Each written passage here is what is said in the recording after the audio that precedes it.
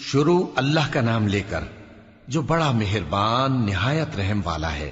اے پیغمبر، اللہ سے ڈرتے رہنا اور کافروں اور منافقوں کا کہا نہ ماننا، بے شک اللہ جاننے والا ہے، حکمت والا ہے۔ اور جو کتاب تم کو تمہارے پروردگار کی طرف سے وحی کی جاتی ہے اسی کی پیروی کیے جانا، بے شک اللہ تمہارے سب اعمال سے خبردار ہے۔ اور اللہ پر بھروسہ رکھنا اور اللہ ہی کارساز کافی ہے۔ اللہ نے کسی آدمی کے پہلو میں دو دل نہیں بنائے، اور نہ تمہاری بیویوں کو جن کو تم ماں کہہ بیٹھتے ہو تمہاری ماں بنایا، اور نہ تمہارے لے پالکوں کو تمہارے بیٹے بنایا۔ یہ سب تمہارے منہ کی باتیں ہیں، اور اللہ تو سچی بات فرماتا ہے اور وہی سیدھا رستہ دکھاتا ہے۔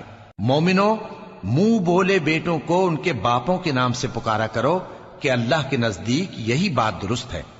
اگر تم کو ان کے باپوں کے نام معلوم نہ ہو تو دین میں وہ تمہارے بھائی اور دوست ہیں، اور جو بات غلطی سے ہو گئی ہو اس کا تم پر کچھ گناہ نہیں، لیکن جو قصد دلی سے کرو اس پر مواخذہ ہے، اور اللہ بخشنے والا ہے، مہربان ہے۔ پیغمبر مومنوں پر ان کی جانوں سے بھی زیادہ حق رکھتے ہیں، اور پیغمبر کی بیویاں لوگوں کی مائیں ہیں، اور رشتہ دار آپس میں کتاب اللہ کی روح سے مسلمانوں اور مہاجروں کے مقابلے میں ایک دوسرے کے ترکے کے زیادہ حقدار ہیں، مگر یہ کہ تم اپنے دوستوں کے ساتھ احسان کرنا چاہو۔ یہ حکم کتاب یعنی قرآن میں لکھ دیا گیا ہے۔